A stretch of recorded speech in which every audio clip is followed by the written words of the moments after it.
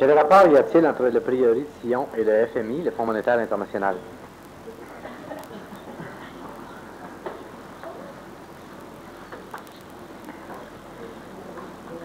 Il y en a un en passant par l'Allemagne. L'ancienne Allemagne. Je parle d'Allemagne, Troisième Reich. Quel rôle ont-ils joué dans cette crise et ces conflits de fin de siècle? Ont-ils à jouer dans cette crise et ces conflits de fin de siècle? Il faut bien comprendre, évidemment, que toute cette mécanique-là est totalement manipulée. Le Fonds monétaire international, c'est un fonds, c'est encore une terrestrification des mécaniques intelligentes, sauf que ce sont toujours assujettis à des mécaniques astrales.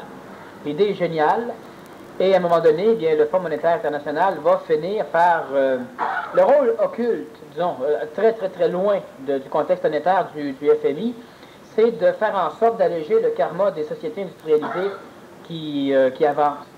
Alors, ils vont prendre une partie de leur argent, donc de leur karma, pour le redistribuer sur les pays pauvres. Mais toutes les structures ont été astralement manipulées de façon à ce que ce qui était pauvre reste pauvre. La famille Rothschild et les 12 autres sont-ils les gardiens de notre argent? Ce sont des gardiens, pas tous, ce sont des gardiens, mais il y a aussi les gouvernements qui sont les gardiens, puis il y a énormément d'entreprises qui sont les gardiens, c'est pas uniquement les familles. La carte de débit remplace l'argent et que celle-ci... Mais si la carte de débit remplace l'argent et que celle-ci finit par disparaître, qu'est-ce qui remplacera énergétiquement tout ceci?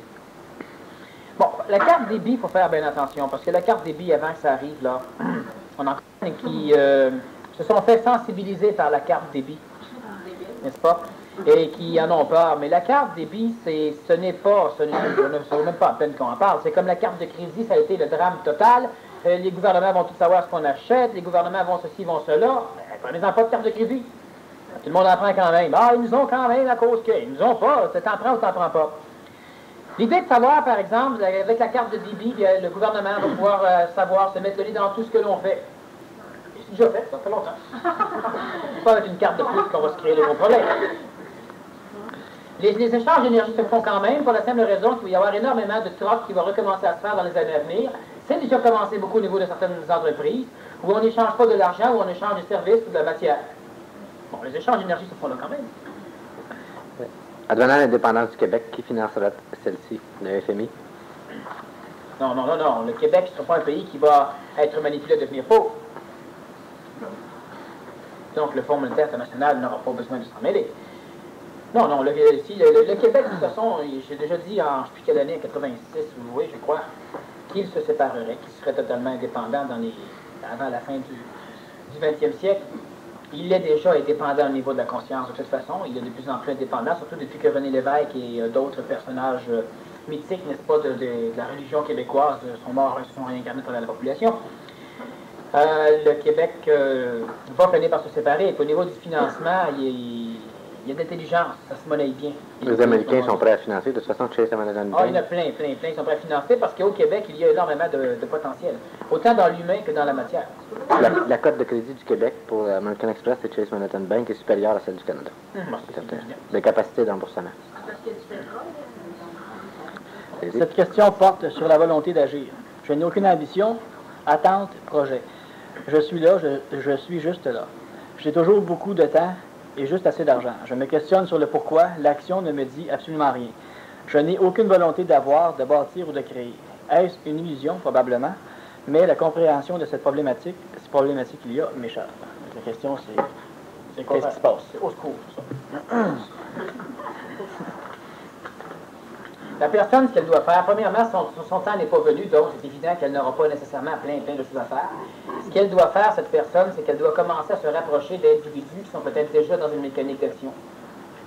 Autrement dit, elle a besoin de rencontrer l'outil, la machine ou le cadre qui, à un moment donné, va lui permettre d'exprimer son énergie, donc son intelligence. Tant que c'est pas fait, elle ne le fait pas. La personne peut dire, ah oui, mais j'ai même pas le goût de me déplacer pour rencontrer des gens. À un moment donné, il y a des gens qui vont se déplacer pour vous rencontrer. Est-ce que l'intelligence qui a du cœur prend automatiquement la place de Lazare? Oui. Si oui, est-ce le contrôle sur la réincarnation, un ordre dans le désordre ou une forme de libre arbitre? Oui. Est-ce que bébé est la réincarnation de Jean-Baptiste, le Baptiste? Jean-Baptiste n'existe plus, ça fait longtemps qu'il a été digéré par bébé. Alors, est-ce qu'il y a quelque chose ou quelqu'un, pendant que tu bois, c'est quelque chose ou quelqu'un qui manipule Lazare? Oui, toute l'humanité. Comment ça fait la résorption des faisceaux? Ah, ben, mets ça en arrière, ça va être long à expliquer. On viendra quand on aura fait l'explication. Mais l'humanité l'aide par son inaction. Non, l'humanité l'aide pas, l'humanité le manipule. C'est C'est ça. l'humanité, pas de Lazare.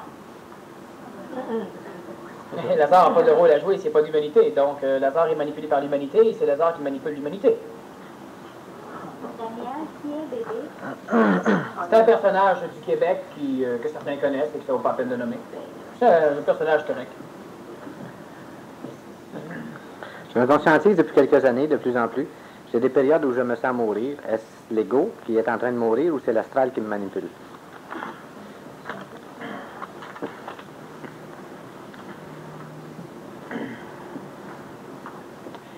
Quand une personne se sent mourir, de toute façon, plus une personne se conscientise, plus son ego va être digéré par l'intelligence, par la conscientisation. Donc, effectivement, j'en ai parlé de temps en temps dans certains séminaires, on en a parlé souvent. Effectivement, l'ego meurt. Mais la mort, c'est toujours une transmutation. Donc, ce n'est pas une question je meurs et je ne serai plus jamais là. L'ego sera là, mais jamais plus comme il est. Alors, effectivement, l'impression est une perception et le déplaisir relié à ça est une manipulation astrale. Parce que mourir, ce n'est pas pire. C'est comme, par exemple, vous êtes un malade en train de mourir. Alors, vous avez le choix. Ou vous êtes en train de guérir, donc le malade est en train de mourir. Quand vous serez guéri, le malade va être mort. Il ne sera plus là, le malade. Alors, effectivement, au niveau d'évolution, il y a une impression. C'est pas un problème. Quelle force occulte manipule Saddam, défier le monde et dans quel but? Les Je vais Américains... vous expliquer de quelle façon comment on manipule les êtres humains en face du scène. Je vais t'expliquer. On parle de Bush qui rencontre le président Saddam Hussein. Tu sais, on parle de Q. Bush qui rencontre M. Saddam Hussein. Hitler, on connaît Hitler, mais on parle de Saddam Hussein. On parle même de Saddam, grande chose. Tous nos alliés, c'est tous des Bush, puis Baker, etc.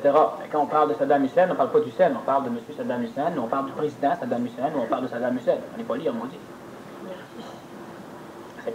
Juste te dire de quelle façon c'est extrêmement manipulé, parce que même dans l'essence même de ceux qui sont contre, ils le vénèrent. Par la parole. Je ne parle pas au niveau de la conscience astrale. Mais Bush n'est pas aussi vénéré que le président Saddam Hussein. C'est une vedette. Vous connaissez ni un ni l'autre. Je vous parle d'un gars qui s'appelle Bush, d'un gars qui s'appelle le président Saddam Hussein. Ben, c'est Saddam Hussein que vous allez vouloir rencontrer en premier. C'est celui qui est quelqu'un.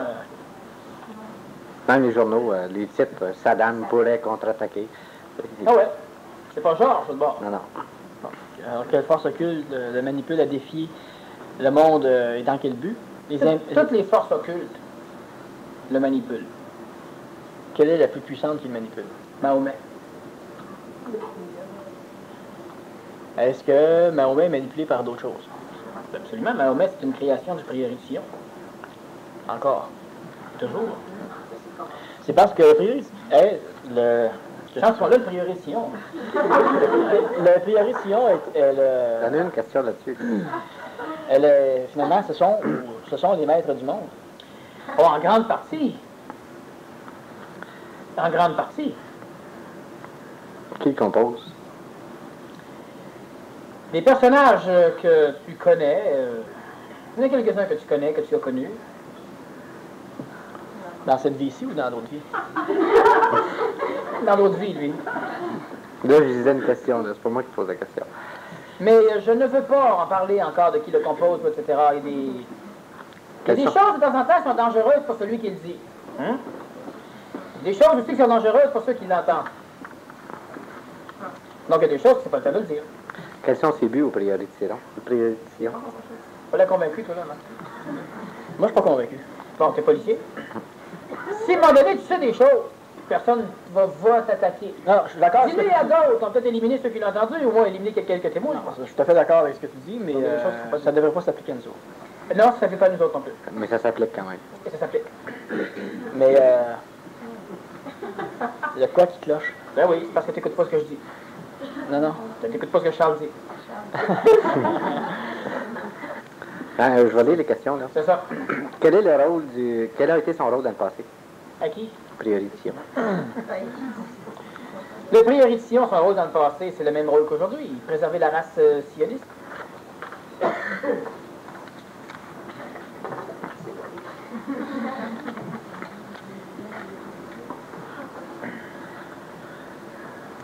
Tu gardes, on va garder la question ici, là, puis on va répondre aux questions, puis après ça, on va faire un autre. Un blitz. Je vais continuer la question, mais à propos de Saddam, là. Ouais, c'est ça, mais on n'a pas su dans quel but. Répète la question. Quelle force occulte manipule Saddam et dans quel but? À défier le monde. Accomplir le plan essénien. Défier le monde veut simplement dire permettre. Premièrement, présentement, les dieux ont faim. Oui, parce que... Si les dieux ont faim, ils vont s'arranger pour que l'humain souffre au maximum pour se nourrir. La majorité des dieux planétaires sentent leur faim proche. Bon. Alors, ils savent très bien que dans pas grand temps, ce qui les a créés va descendre sur le plan planétaire et va donner à l'homme, à l'être nouveau, la capacité de diriger les dieux. Bon, le maître va devenir l'esclave, ce qui a toujours été fondamentalement au niveau de l'absolu. Les dieux veulent de l'énergie. Pour prendre de l'énergie, ils vont donc s'arranger pour que l'humanité s'entrechoque. Par contre, il y a aussi déjà des guerres au niveau des religions. Les dieux ont toujours été en guerre de toute façon. Et présentement, on a 3 dieux majeurs qui sont en guerre. Bon, alors le Dieu d'Israël est un peu moins en guerre, il attend. Il est patient. C'est un Dieu très intelligent, enfin intellectuel. C'est un Dieu qui raisonne. Peut-être qu'il s'en égoïse présentement? Non, il ne s'en égoïse pas. Non. Il attend. Non. D'ailleurs, ça prend toute la puissance des États-Unis d'Amérique pour empêcher le Dieu d'Israël d'entrer en guerre contre Allah. Bon, alors il ne s'en égoïse pas. Il attend. Il attend. Lui, il sait que la vengeance est douce au cœur de l'Israélite. Bon. Alors, il attend. Le but fondamental est de faire en sorte que les grandes religions s'entrechoquent du point de vue de l'absolu pour que l'humain finisse par vivre une désillusion totale en face de ses dieux. Quand l'homme va se retourner vers l'homme pour aller chercher son salut, alors il sera en train de se sauver.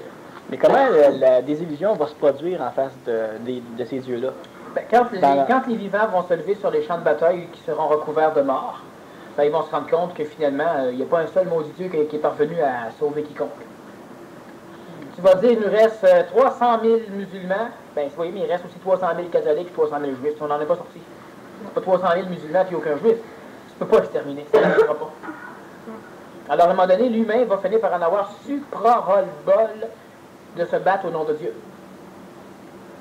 Jamais l'humain n'a fait l'amour ou la paix au nom de Dieu. C'est la guerre au nom de Dieu. Je crois que les Américains puis, ils vivent déjà ça, mais les autres gangs, je doute de leur intelligence.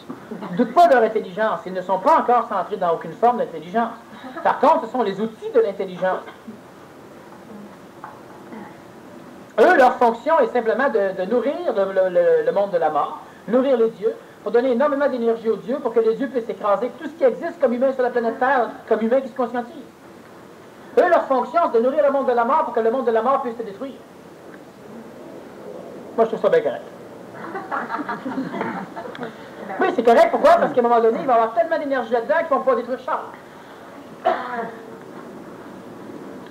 Et à un moment donné, ce qui va arriver aussi, ce n'est jamais prévu par les forces astrales, c'est qu'il y aura suffisamment d'intelligence qui va descendre chez toi, chez Charles, puis chez d'autres, qu'à un moment donné, quand les égrégores vont être extrêmement pleins, ils vont être trop pleins pour ce que l'homme peut recevoir, alors l'homme va commencer à être totalement débordé par les contacts avec les dieux astraux, l'homme va totalement être tellement manipulé par une manipulation qui va être sans cesse changeante, que l'humain va finir par il ne pourra plus suivre le rythme des dieux, il va carrément se déconnecter du rythme des dieux.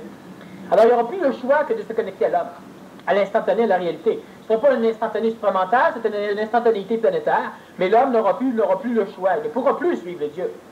Les dieux vont lui dire, écoute, va te battre, l'homme va y aller.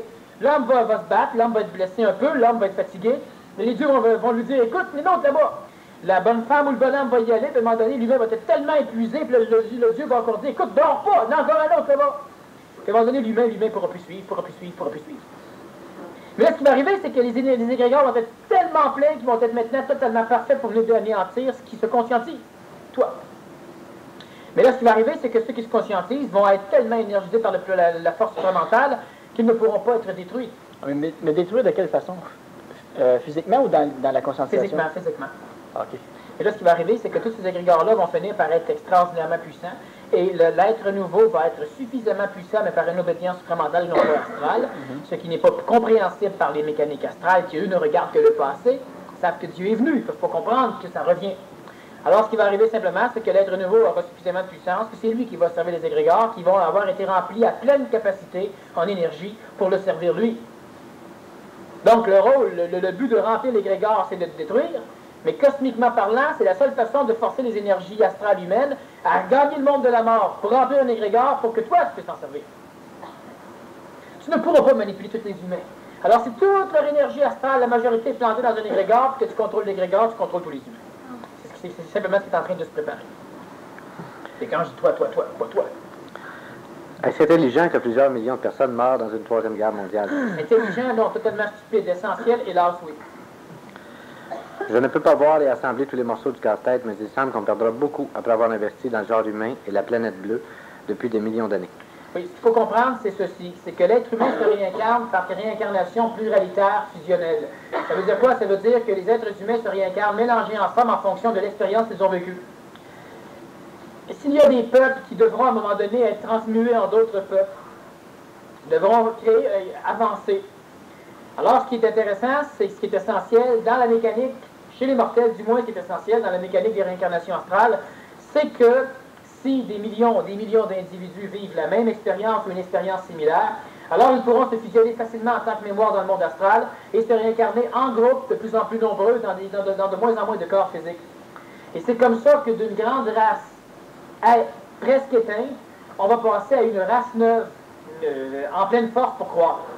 Donc, les vieilles races devront se faire la guerre, et ce sont les vieilles races qui se font la guerre présentement, et les vieilles races devront se faire la guerre, et ils se la font régulièrement aussi, de façon à ce que toutes les âmes aient des expériences similaires, pour se réincarner, non pas dans 25 ou 30 000 individus, mais dans 25 ou 30 individus.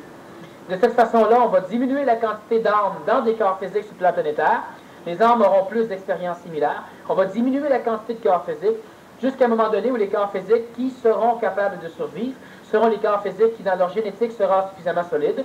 Donc, les individus dans l'astral ne pourront plus se réincarner avec les parties basses de leur constitution dans des corps physiques dont la génétique est trop haute, ce qui va créer une purge. Et cette purge-là va créer une folie dans le monde de la mort, folie que l'être nouveau va contrôler. Donc, ça devient essentiel que, parce que l'être humain n'a pas la génétique pour comprendre l'intelligence, on parle de la majorité des humains sur le plan planétaire, ça devient donc mécaniquement essentiel que les êtres humains vivent des expériences similaires qui les mènent à la mort, pour les envoyer dans le monde de la mort, et parce qu'ils seront morts de la même façon ou qu'ils auront vécu les mêmes atrocités, ils vont se fusionner par raisonnement émotif, par affinité énergétique, ils vont se réincarner dans de moins en moins de corps, ce qui va faire en sorte de purifier le contexte planétaire. Est-ce que c'est intelligent? Cela ne fait pas partie de mon intelligence. Et j'en comprends l'intelligence. Mais la mécanique. Mais cette mécanique-là va rendre, par exemple, les 25-30 individus dont tu viens de parler. Ils vont être dramatiquement dangereux. OK, c'est pas des gens qui sont en conscientisation, ça, là. Non. C'est ça, ben, ils vont être extrêmement puissants. Ils vont être extrêmement puissants, puis extrêmement seuls, les pauvres. Et plus personne ne peut les suivre. OK. Voyez-vous, ce qui est dangereux, c'est un troupeau de moutons conduit par un lion. Très dangereux. Et plus tard, on aura un troupeau de lions conduit par un mouton. C'est pas dangereux. Les Américains ont-ils été manipulés aussi à attaquer plutôt qu'à patienter? Ben oui, les Américains ont été manipulés par Adolf Hitler. C'est Adolf Hitler qui les a manipulés à attaquer. Ah, je comprends pas. Non, c'est simple. C'est que la dernière fois, les Américains ne sont pas un peuple de guerriers, hein, c'est un peuple de bosseurs, c'est un peuple de constructeurs. La dernière fois qu'il y a eu une grande guerre, qu'il y a un pays qui a conquis un pays, puis qui a conquis un pays, puis s'en allait comme ça, les Américains n'allaient pas rentrer en guerre. OK, ils ont été par expérience. Ben là, ils se sont dit, écoute, là, on ne commencera pas le Troisième Reich, là, on va y mettre le sein de suite à quelque chose. Saddam Hussein est un personnage qui, dans sa tête, veut, c'est un bon bonhomme, il veut sauver tous les musulmans. Ah oui, c'est un bon gars. C'est sûr, puis la seule façon de le faire, c'est de tuer tous son pas. Bon, question de point de vue, les catholiques ont déjà voulu faire la même chose, puis il n'y en a pas qu'à d'autres. Il n'est pas pire que d'autres. il est manipulé à un rôle particulier. Alors lui, son rôle, c'est de réunir, de réunifier les musulmans. Mais la problématique du phénomène musulman, à part des exceptions, c'est de détruire les infidèles. Bon. Alors, les Américains savent très bien présentement que Saddam Hussein ne fait que commencer. Il prend l'Irak, il va prendre l'Arabie Saoudite, la Jordanie va s'allier. La majorité des pays vont finir par s'associer à l'Irak. Et puis, après ça, on va avoir un bloc majeur qui contrôle l'énergie sur la planète Terre. La majorité du pétrole vient de là. Et là-dessus, nécessairement, on s'en va d'une façon absolument évidente vers une guerre mondiale. Les Américains ont bougé rapidement pour empêcher ça. Et j'ai déjà, moi aussi, bougé quand j'étais plus jeune pour empêcher les prophéties de s'accomplir. Et j'ai tout fait ce qu'il fallait pour que ça ne fonctionne pas. Puis c'était prévu dans la prophétie. Ouais. Alors, présentement, ils ont tout fait pour que la Troisième Guerre mondiale se fasse dans son temps. Pas trop vite. On peut suivre les autres. Oui, ils ne savent pas ce qu'ils font, donc ils sont fiers. Si l'astral est détruit, les pouvoirs attachés à celui-ci le seront-ils aussi, comme la voyance, la clairaudience, la guérison, la télékinésie, la télépathie, etc. Absolument. La guérison va être totalement détruite parce qu'il n'y aura plus de maladie. La clairvoyance va être totalement détruite parce que l'homme va savoir. Et patati patata. Tous les pouvoirs reliés au monde astral vont totalement être anéantis. Les êtres supramentaux vont-ils avoir des pouvoirs, non dans le sens de domination, mais plutôt pour voir, pour appréhender, pour saisir le supramental dans un tout? L'être nouveau va être un être supramental. Un être nouveau peut-il avoir des pouvoirs supramentaux sans avoir eu des pouvoirs astraux? Absolument. Si oui, quels sont-ils? On n'en parle pas pour l'instant. Pourquoi? Parce que ça va créer encore des leurres pour l'ego. C'est pas l'heure. C'est ça, pas l'heure. Est-ce que Bernard de Montréal sera le futur grand monarque? Une chance pour lui, non.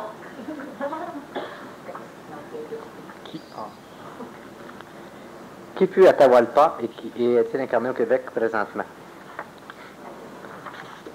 Ça aussi, on le place avec les autres ici pour parler longtemps. Quelle sera l'étendue de l'inondation lorsque le fleuve Saint-Laurent changera de direction et que la mer engloutira les terres?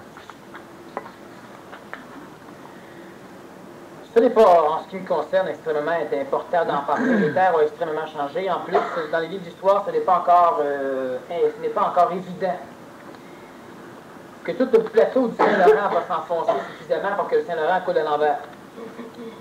Surtout que cette prophétie a été amenée par un personnage qui avait comme fonction d'amener un paquet de prophéties qui ne se révéleront jamais vraies. Un personnage autant manipulé. Il y aura, à un moment donné, certaines formes d'inondation particulières, mais encore une fois, ça fait partie d'une mécanique que souvent, du moins que les égos peuvent vouloir apprendre, et qui peut nuire énormément parce que ça peut manipuler l'action ou l'événement des humains. Au lieu, par exemple, de savoir que vous devez être à une place plutôt qu'à une autre, par résonance supramentale, plus on aura d'informations astrales de l'avenir, plus ces informations viendront colorer votre vibration supramentale pour vous manipuler à agir de telle ou telle façon. Et c'est dangereux. Et la meilleure histoire là-dedans, c'est d'un bonhomme qui vivait avec sa famille dans une région où on s'attendait à une apocalypse, à une guerre globale nucléaire. Il est rentré dans la forêt, il s'est poussé d'1 an ou 2 ans avant que ça arrive. Et puis, il a survécu de misère avec quelques amis dans la forêt, les hivers, etc. Et 15 ans après, il est sorti pour voir qu'est-ce qui restait des ruines après la guerre, pour se rendre compte que dans la région où il était, il n'y avait jamais eu de guerre. Alors, s'il n'aurait pas eu de formation astrale, il ne serait pas parti. Puis, il aurait vécu plutôt que survécu. Fais attention aux informations astrales, il va avoir ceci, il va avoir cela, ça augmente les codes d'écoute, mais c'est pas nécessairement ce qui est bon à savoir. Explique-moi s'il y a une différence entre le bonheur et être heureux. Ben, être heureux, ça ne se sait pas. Puis le bonheur, on en parle. Donc, si on peut parler du bonheur, le bonheur est une théorie, une philosophie, quelque chose d'abstrait. Être heureux, c'est quelque chose qui est spontané, qui est instantané, qui est concret. Et moi, j'appelle ça être joyeux. Et l'être humain doit apprendre ce que c'est la joie. La joie, c'est toujours une mécanique spontanée. Tandis que le bonheur, etc., ça se cultive. C'est une illusion d'ambiance plaisante qu'on essaie de développer autour de soi. Tandis que si on parle d'être heureux, c'est très près d'être joyeux. On ne parle pas du bonheur comme la philosophie veut en parler. Le bonheur est une expression instantanée de communion supramentale. Donc le bonheur, style joie ou style heureux. Être conscient de ce que nous sommes, est-ce aussi de savoir que nous ne sommes pas seuls dans notre tête? Ben, c'est savoir tout ce qu'on a à savoir quand c'est nécessaire qu'on le sache. Se conscientiser, c'est travailler notre 3% de conscience que nous avons eu en naissant. Où est le 97% de conscience?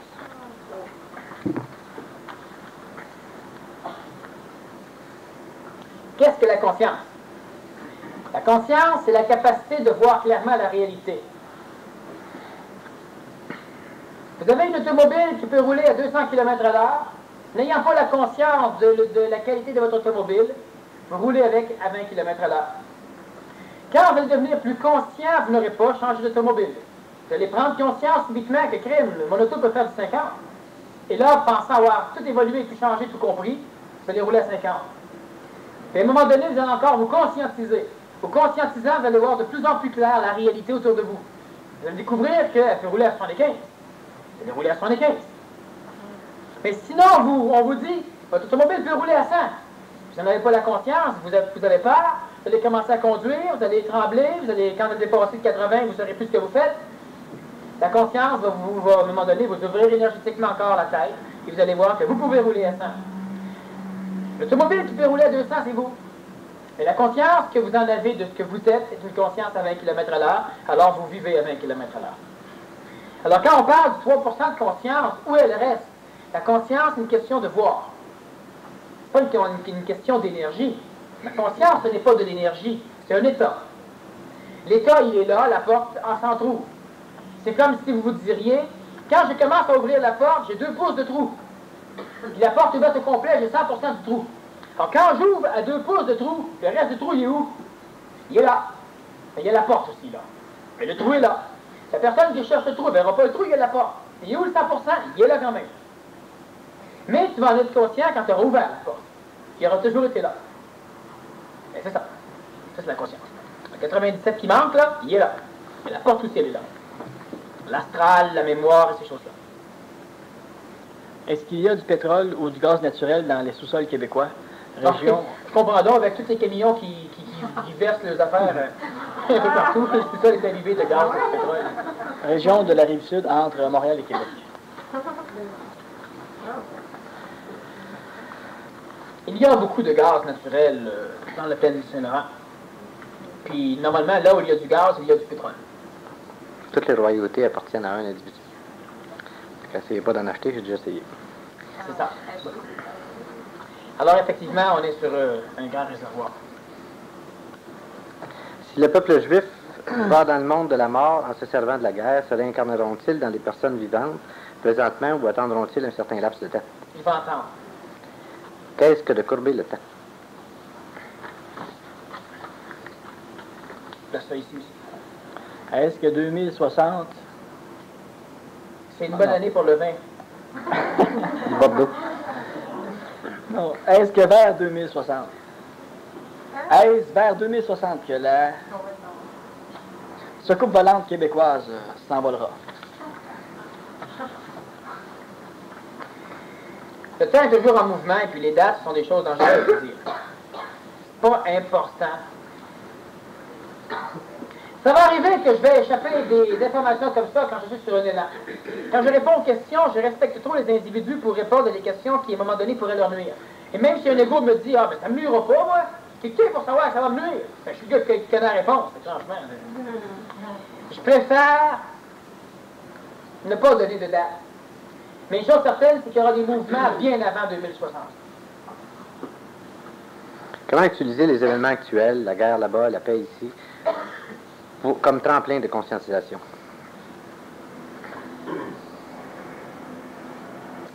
On n'a pas besoin ni de la guerre là-bas, ni de la paix ici pour se conscientiser. Donc, on n'a pas besoin de faire ça. Vivez dans votre monde, le vôtre, celui de votre tête, celui de votre conscience. On l'a vu un peu, on le voit régulièrement, il faut appliquer, il faut exprimer ce que nous sommes. C'est un peu comme comment puis-je me conscientiser dans la forêt alors que présentement il y a une grenouille qui vient de se faire accrocher par une couleuvre.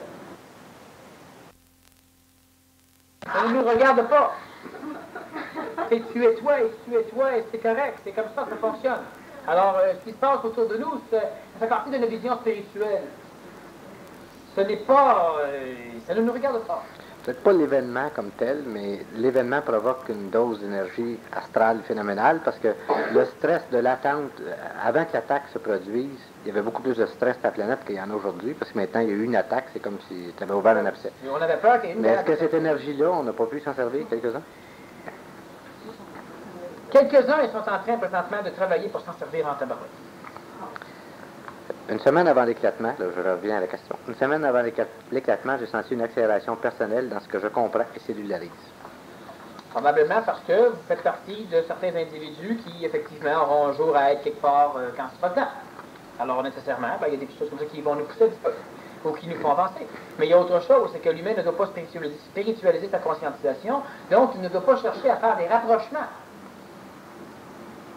Peut-être aussi que c'est juste le temps. Qu'elle subitement s'épanouisse un peu plus. La guerre. On n'a pas fait une guerre pour qu'elle avance.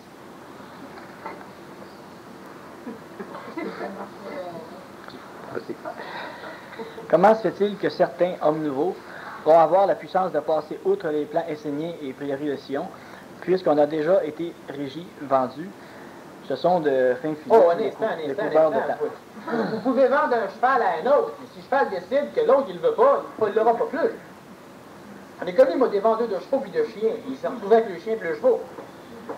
Alors, c'est pas parce que tu as été vendu. Moi, même quand j'étais jeune, j'ai vendu plein d'étoiles à quelqu'un. Il va aller chercher maintenant. Livraison plus tard. Existe-t-il une source sûre de supplément de calcium? Une source sûre, dans le sens amasse? C'est que... Bon, le calcium, c'est... Presque tous les écarts physiques qui manquent de calcium manquent de potassium. Si on regarde, par exemple, l'ostéoporose, on parle d'un manque de calcium. Beaucoup de minéraux qui manquent donc de potassium. Alors, un individu qui a une alimentation qui est suffisamment équilibrée au niveau des oligo-éléments, pas uniquement au niveau du calcium, va être capable d'assimiler le calcium intéressant. Un calcium qui ne viendra pas lui créer, par exemple, de l'athérosclérose à un moment donné. Parce que c'est beau de manger du calcium, il ne va pas dans les os, il va tout dans tes artères. Je ne sais pas où est-ce qu'il va. Alors, on doit simplement s'arranger pour avoir une alimentation qui va être suffisamment équilibrée pour qu'on digère convenablement, qu'on assimile convenablement. Le calcium du lait est l'un des calciums les moins assimilables par le corps physique à partir d'un certain âge. Bon. Donc, l'être humain, ce qu'il devrait faire simplement, c'est qu'un être humain on revient encore à une vision très réaliste des choses, c'est qu'un être humain qui a la capacité d'être vivant chez lui, donc d'être suffisamment joyeux, heureux, va digérer et assimiler mauditement mieux ce qu'il a à aller chercher que celui qui est stressé, mal pris, polié ou qui ne sait pas quoi faire de sa vie. Le supplément sûr vient beaucoup plus d'une alimentation en légumes et en fruits qui ont de l'allure. Et encore une fois, l'humain c'est sûr que la personne va dire, ah oui, mais tous les légumes et les fruits que je mange, ça dépend du sol, tu sais. Tu prends un livre, tu vois l'analyse des carottes, mais ce que tu achètes, ils n'ont pas poussé ces carottes-là dans le terrain où les carottes du livre vont pousser. L'individu doit apprendre à discerner quels sont les légumes et les fruits qui ont le plus d'énergie, c'est-à-dire qu'il y en a plus d'affinité avec lui. Il n'y a pas besoin de tout comprendre, il y aura ce qu'il faut là-dedans. Puis s'il mange régulièrement, convenablement, et qu'il sait s'alimenter, il va être capable de tout digérer. C'est beaucoup plus une attitude de vie qui va faire en sorte qu'on va être capable de s'alimenter convenablement qu'une mécanique alimentaire.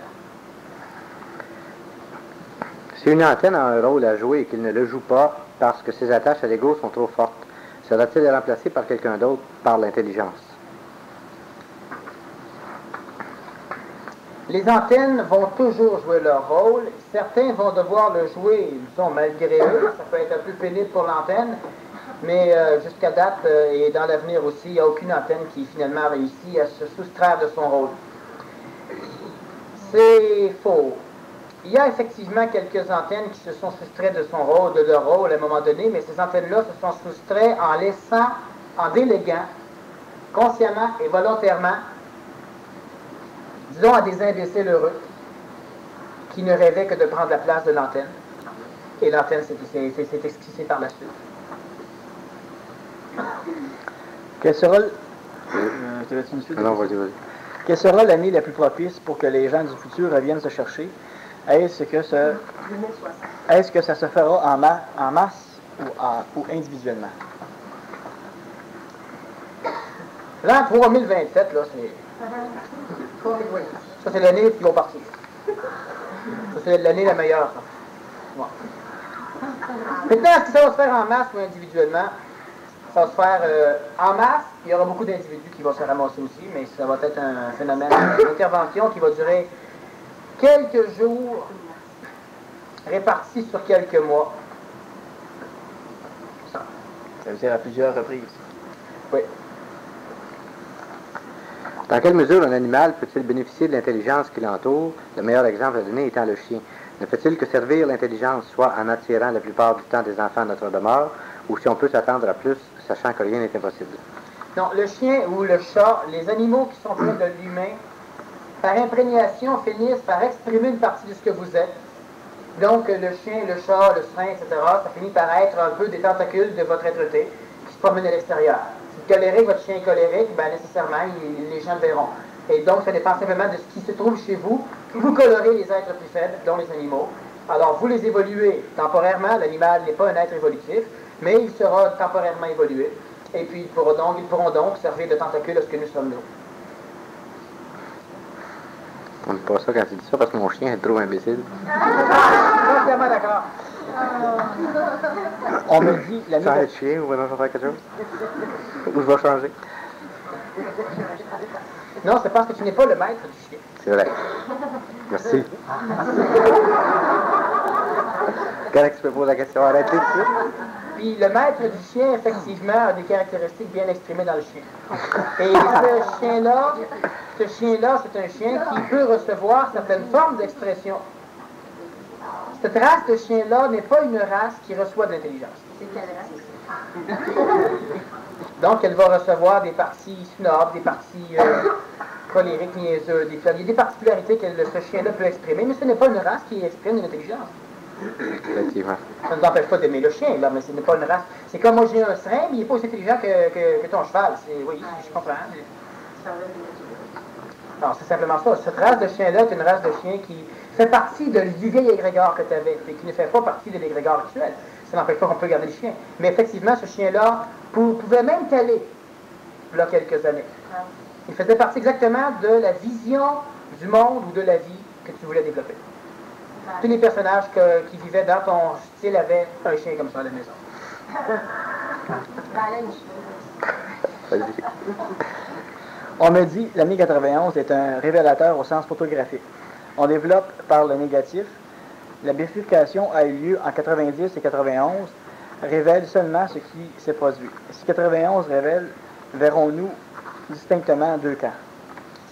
C'est en 91 qu'effectivement, il va y avoir une concrétisation de la race nouvelle par rapport à l'autre race. 91, c'est pourquoi je te parle beaucoup plus souvent en conférence d'appliquer, de changer. C'est le temps. À un moment donné, il va y avoir des choses plus énergétiques qui vont sortir. Il y a des gens qui aiment ça, ça ressemble à des marteaux. Mais 91 est une année très locale au niveau du temps. C'est dans 91 qu'on va voir apparaître énormément d'efficacité et de résultats à travers la race nouvelle. La race nouvelle va se dessiner d'une façon plus concrète. C'est un peu comme si certains l'ont chez eux, mais elle va de plus en plus tendre à apparaître dans le corps physique au niveau de la vie, de leur vie, de leur expression. La race neuve, la race nouvelle, elle va être reconnaissable de plus en plus à partir de 91. Par la trans... Oui, transpiration énergétique. Oui. Évidemment. La race ancienne va être reconnaissable par la transpiration aussi.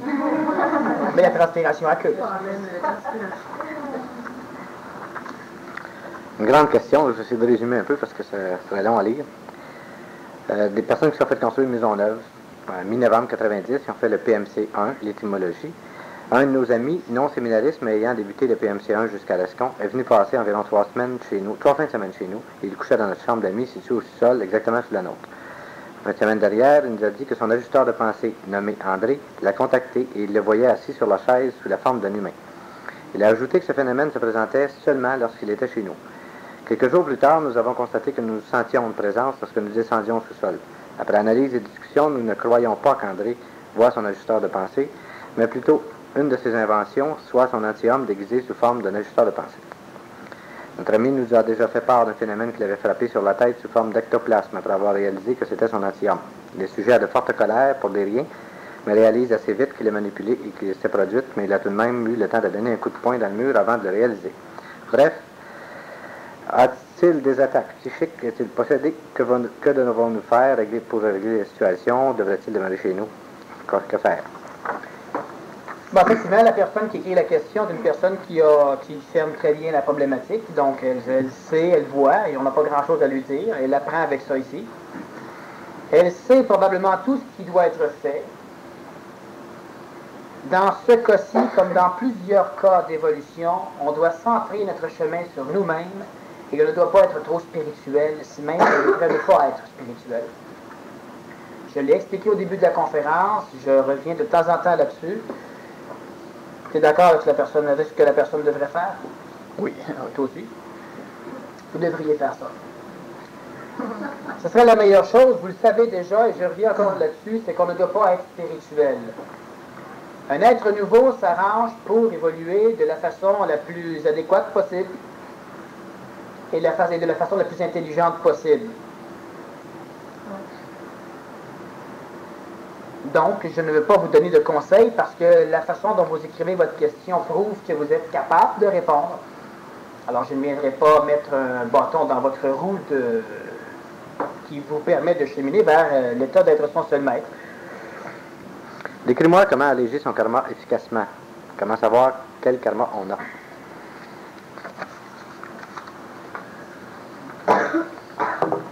Ça me laisse t'ennuyer.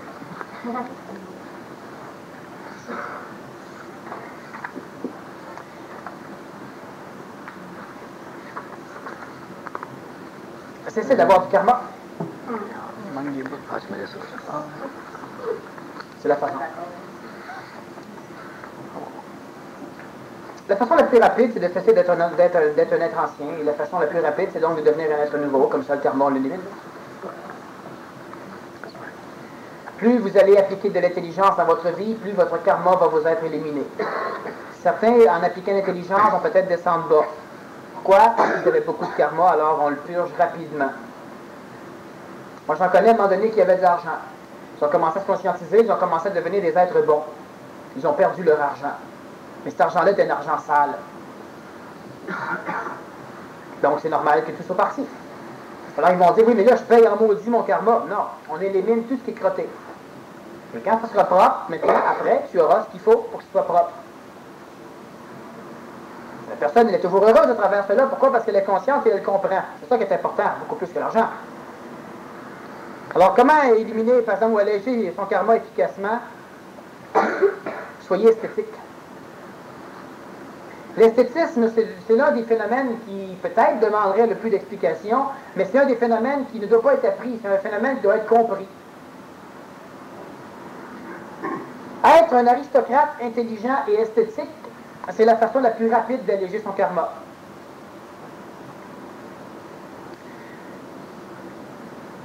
On peut donner des exemples, mais encore une fois, les exemples, ça fait en sorte que l'humain essaie de comprendre la logistique dans l'exemple, mais il ne peut pas l'appliquer à tout le reste. Moi, je vais aider des individus qui je ne connais pas et qui ont besoin d'un aide temporaire uniquement par le fait que je suis là. C'est logique. Et pas logique à partir de... Je ne peux pas écrire sur cette logique, donc pas logique à partir d'une logique que j'ai lue. C'est que sur le moment, ça va de soi. C'est correct. C'est bien. Je rentre par exemple dans un autobus, et puis il y a une personne qui est handicapée, qui est malade, qui est faible, qui est pas capable de se tenir debout. Je suis assis. Probablement que je vais lui laisser ma place. Je n'ai rien à foutre. Et c'est pourquoi je vais peut-être lui laisser ma place.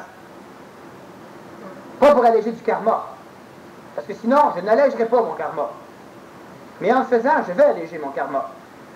Sauf si je le fais pour alléger mon karma. Rien dans la conscientisation ou dans l'évolution réelle ne peut faire partie d'une lubie, d'un jouage. On ne joue pas à l'évolution, on évolue. Et on joue à vivre. Donc, je ne peux pas dire, eh bien, si je donne mon argent, je vais payer mon karma. Oui, un peu. Mais c'est pas ça. Mais à un moment donné, tu te rends compte qu'il y a quelqu'un ou qu'il y a un événement ou qui nécessiterait plus que toi de ton énergie. C'est intelligent, c'est esthétique, c'est logique, ça va de soi. Tu le fais, tu élimines un maudit poids karmique. Mais si tu le fais dans le but d'éliminer du karma, ça n'a jamais la même valeur. Donc, de quelle façon? C'est simplement d'être un aristocrate, esthétique, intelligent. C'est simple, un peu comme tes patins. Sur le moment où tu as l'impression que probablement que, voyons donc, c'est pas moi qui dois acheter des patins d'$1, pas au niveau du snobisme, au niveau d'une mécanique qui faisait que c'est écrit, mais j'ai de l'argent, on va aller m'en acheter des autres. Ceux qui n'en ont pas, ils vont prendre ceux-là. Tu viens peut-être d'éliminer 30 à 35 ans d'années de karma. Puis là, peut-être tu vas dire, ah, j'ai acheté quand même, mais je me suis fait avoir. Tu as éliminé 20 ou 25 ans d'années de karma. On allège son karma en devenant un être nouveau. Les êtres nouveaux n'ont pas de karma. Pourquoi? Parce qu'ils ne sont pas assujettis à la mémoire. Ils ne pardonnent pas parce qu'ils n'ont jamais rien à pardonner. De ce fait, on ne peut pas non plus les accrocher. Tu as déjà dit que ceux qui te suivent depuis quelques années, qu'il y avait eu une grosse fonte de l'ego. Pourquoi est-ce encore très difficile de faire le choix de l'homme nouveau?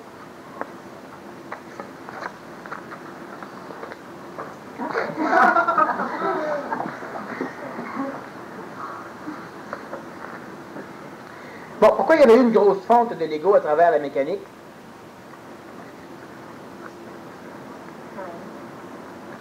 C'est simplement parce que les êtres humains qui me suivent, ceux qui me suivent, le seul avantage qu'ils ont, et quand je parle de suivre ici, c'est simplement mes amis, ceux qui sont plus près de moi.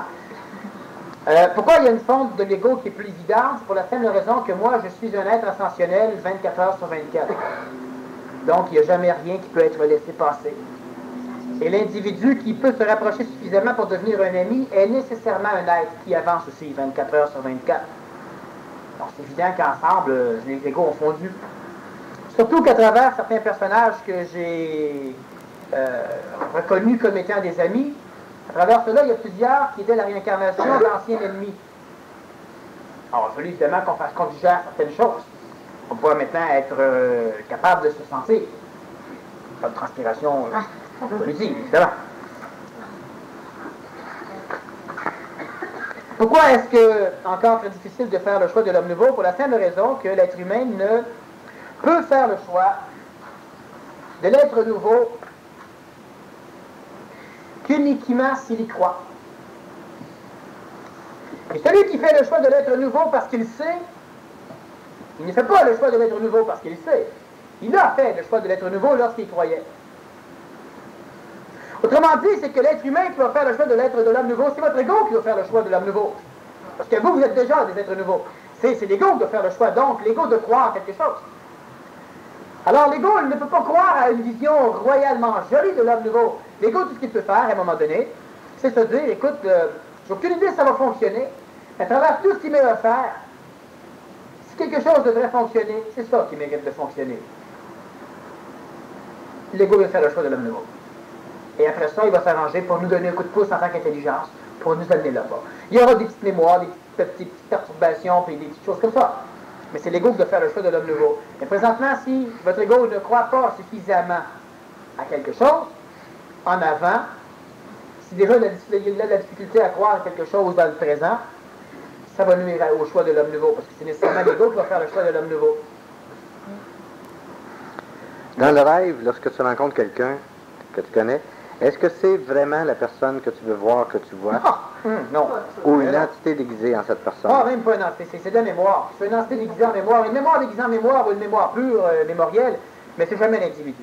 Une projection de mémoire imaginative? Oui, ça peut être efficace. On peut, par exemple, moi je peux rêver à toi, donc ce que je vois de toi, c'est pas toi, toi tu peux rêver à moi. Ce que tu vois de moi, c'est pas moi. Mais moi, je suis en mémoire, en contact télépathique avec la mémoire que tu vois de moi, donc on se parle. Et vice-versa. Donc, quand on se réveille, on peut avoir eu totale l'impression qu'on s'est rencontrés, mais on ne s'est pas rencontrés. Quand tu fais un voyage astral, puis que tu veux aller rencontrer un personnage particulier dans son rêve, puis c'est pour ça, quoi. Non, mais admettons. Et puis qu'au moment où tu arrives dans l'endroit spécifique, tu t'endors. C'est-à-dire que tu n'es plus en voyage astral, tu perds la mémoire ou le souvenir de ce que tu es allé faire ou de ce que... Est-ce que tu as peut-être fait quand même quelque chose, mais que tu t'en rappelles plus? Si ou non, c'est que tu manges mal, tu fumes trop, tu n'es pas assez reposé, puis encore trop stressé. Ça veut dire que le contact se perd vraiment. Exactement, tu manques d'énergie. Parce que des batteries. S'il m'arrive... Non, le dioxyde de manganèse, le zinc, Bon. puis le carbone, même si tu mangeais les batteries, c'est pas Il m'arrive d'avoir de violents maux de tête qui durent toute une journée. En même temps, ça fait des plaques rouges dans le cou. Comment faire pour régler cette situation? Est-ce l'ego ou une descente d'énergie? Non, c'est pas une descente d'énergie. L'énergie ne descend pas comme ça, coup de plaque, à coup de maux de tête. Il peut y avoir, à un moment donné, un contact énergétique avec un ego qui résiste tellement qu'il va engendrer des allergies psychologiques qui peuvent finir par être des allergies qui vont être psychosomatiques. Mais la personne, ce qu'elle doit faire, c'est qu'elle devra simplement commencer par régler la problématique dans la matière. La rotation de la tête plusieurs fois par jour, ça va finir par aider. Vérifier si elle n'a pas des problèmes oculaires. Vérifier son alimentation, vérifier la façon dont elle se maintient, sa colonne vertébrale, vérifier sa qualité d'énergie, vérifier son stress. Commence souvent par vérifier des choses comme ça. De toute façon, même si ça ne règle pas ce problème-là, ça va déjà améliorer énormément notre condition de vie. Et très souvent, ça va finir par améliorer les choses. Est-ce qu'il y a quelqu'un ou quelque chose qui manipule le hasard? Ah, c'est celle que tu m'avais dit de poser la question. Okay.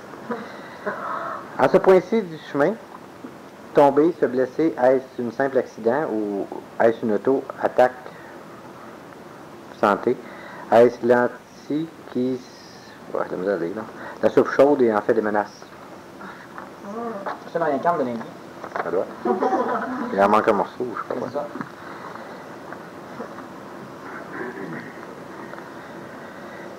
S'il n'y a pas d'apocalypse, que va-t-il devenir de... J'aimerais répondre à ça.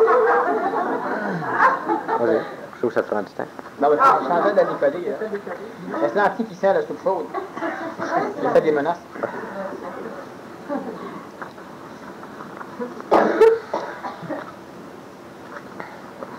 Bon, quand on parle de tomber, se blesser, être malade, et patati, patata, c'est uniquement parce que vous n'êtes pas encore centré dans votre intelligence, vous résistez énormément, vous avez beaucoup de mémoire, de phénomènes réincarnationnels qui viennent vous pilonner. Soyez un être nouveau. Quand vous tombez en pleine face, après avoir glissé sur une pelure de glace, soyez un être nouveau. Là, vous vous levez, vous glissez encore, tout le monde se met à rire de vous, soyez un être nouveau. Dans pas grand temps, vous ne glisserez plus jamais. Un peu comme vous êtes gêné, vous transpirez, ça vous empêche d'aller voir le monde, allez voir le monde. Après 5-6 fois, vous ne transpirez plus, ça vous vaudra plus la peine, on va aller transpirer ailleurs. Quand vous vous laissez en paix. Centrez-vous sur vous-même, le reste va finir par s'en aller. On ne doit pas travailler l'évolution en fonction d'éliminer des problématiques qui nous empêchent apparemment d'avancer. Avançons. Les problématiques vont finir par s'en aller. S'il n'y a pas d'apocalypse, que va-t-il advenir des humains lors de la sortie des intraterrestres? Les humains vont-ils devenir les esclaves de ceux-ci? Oh non, non, non, non, non, non, non, non. S'il n'y a pas d'apocalypse, n'est-ce pas? Les intraterrestres, quand ils vont sortir, ils vont créer une apocalypse. N'est-ce pas? Donc, il y aura probablement une apocalypse.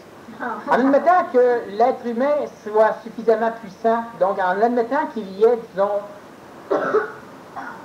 Oh, le chiffre est gros encore. On va dire quand même ce chiffre-là. En admettant que s'il y aurait 500 êtres nouveaux, il ne peut plus y avoir l'apocalypse. C'est fini, c'est réglé. Les intraterrestres vont sortir et ils vont nécessairement devoir comprendre des choses. Et de toute façon, quand l'humanité aura fini de solutionner sa problématique planétaire, la solution aura inclus les intraterrestres.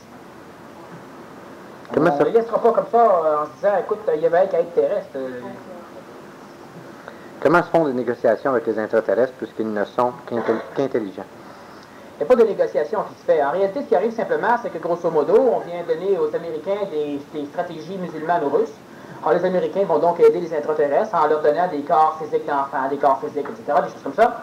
Et après, quand les extraterrestres vont voir les Russes, ils donnent des stratégies militaires des Américains. Alors les Russes, tout contents, vont maintenant donner aussi une partie de leurs choses. Et puis c'est des échanges comme ça. Les Américains et les Russes rencontrent les mêmes extraterrestres pensant que ceux-là travaillent pour eux. Tu sais, les extraterrestres, là, c'est pas mal comme de la police. C'est pas fiable, puis ça travaille des deux bords.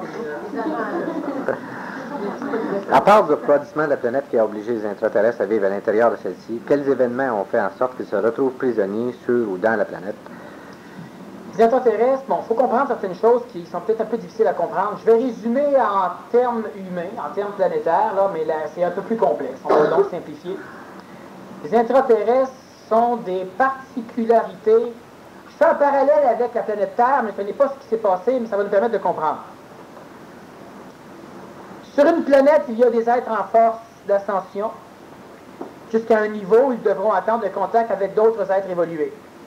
L'humain est l'un de ces autres êtres évolués, lorsque l'être humain sera rendu suffisamment évolué. Sur cette planète, il y a des races qui ne peuvent pas évoluer, des races qui ne peuvent pas être détruites. L'être nouveau ne peut détruire. Alors ces races sont prises et sont amenées sur une planète vierge. Une planète qui a la capacité de soutenir la vie, donc, qui, à un moment donné, va renaître aussi des phénomènes évolutifs. Alors, ils vont amener ces êtres humains sur cette planète-là, bien avant la naissance de la conscience chez l'homme, donc bien avant la Lémurie, autour de la Lémurie, mais un peu avant la conscience, avant la fusion astrale entre la race adamique et la race humaine, la race animale humaine. Et on va donc placer ces extraterrestres-là, finalement, ces êtres-là, dans le contexte planétaire, en vérifiant ce qu'ils ne sortent jamais. On va donc placer des gardiens sur la Lune, des gardiens sur Vénus et des gardiens sur Ganymède, une des lunes de Jupiter. C'est une prison. La Terre est une planète prison pour les extraterrestres. C'est de là qu'ils viennent. Disons que le scénario est quelque chose de similaire à ça. Est-ce Lazare ou qui d'autre qui a fait en sorte que les extraterrestres et les humains ne se voient ou fréquentent que pas sur une base générale? Non, c'est une question de mécanique. Les humains ont de la difficulté à vivre sous Terre, puis les extraterrestres ont de la difficulté à vivre sur Terre. Donc, ils ne se voient pas trop. Le phénomène lazaréen n'inclut pas dans sa stratégie évolutionnaire le phénomène extraterrestre. Par contre, il a implanté chez certains humains des mécaniques pour les protéger contre les extraterrestres. Comme le phénomène lazaréen ne manipule pas les mécaniques extraterrestres. Par contre, l'humain protégé un peu contre les phénomènes extraterrestres. Y a-t-il une solution intelligente et qui a du cœur qui pourrait faire en sorte que les deux races se côtoient sans domination? C'est ce qui va arriver. Un extraterrestre pourrait-il finir par percevoir un sentiment humain? C'est pas nécessaire. L'extraterrestre restera ce qu'il est, l'humain restera ce qu'il est, et les deux pourront vivre sans problème. Le sentiment est une question d'énergie, donc on n'a pas besoin d'avoir un sentiment humain ou un sentiment extraterrestre, quelque chose comme ça. Dans l'intelligence, on va être correct. Et c'est évident que toutes les races, que tout ce qui va arriver à un moment donné, ne pourra pas rien faire d'inécologique en présence d'un être nouveau. Écoute, donne-lui des questions, Jean-Louis. Est-ce que quelqu'un ou quelque chose manipule Lazare? Non, puis oui. Comment se fait la résorption des faisceaux? Et oui, il y a celui-là, je vais répondre là. On peut continuer. Ça va être très long, trop long. On peut les garder. Comment se fait la résorption des faisceaux? L'idée du faisceau est un phénomène illusoire. Il n'y a pas de faisceau en réalité, ce sont des atmosphères. Quand on parle du faisceau rouge ou du faisceau bleu, dans la lumière blanche, c'est tout ça et c'est une atmosphère de faisceaux mélangés. La résorption des faisceaux se fait uniquement parce que l'être humain va finir par se fusionner. Donc, des milliards d'humains, il y aura des centaines d'humains. Des centaines d'humains, il y aura un humain. De un humain, il y aura une planète. Quand on sera rendu à un humain sur la planète Terre elle-même, sur l'être. De la planète, il y aura des explosions qui vont, à un moment donné, faire évoluer la planète. Et à un moment donné, tout ça va se mélanger au complet, ce qui fait qu'on a de moins en moins... La résorption des faisceaux se fait uniquement par la transmutation des observateurs. Plus d'observateurs voient les faisceaux, plus de faisceaux. Une terre en roi. Une terre un roi, c'est un peu pour plus tard. Alors là-dessus, arrangez-vous pour appliquer, soyez ce que vous êtes, cessez de vouloir l'être.